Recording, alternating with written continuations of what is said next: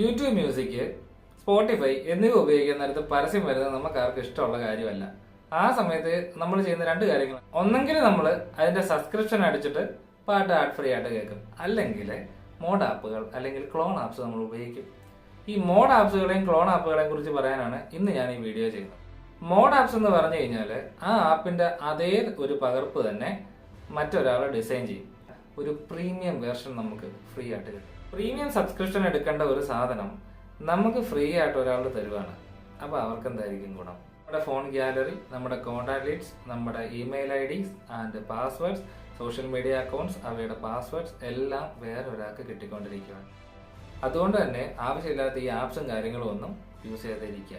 നിങ്ങൾക്ക് app use ചെയ്യണമെങ്കിൽ അതിൻ്റെ നേരായ വഴിക്ക് സബ്സ്ക്രിപ്ഷൻ എടുക്കുക, ഉപയോഗിക്കുക. അല്ലാത്ത പക്ഷം നിങ്ങൾക്ക് വലിയ വലിയ നഷ്ടങ്ങൾ ഉണ്ടാകും.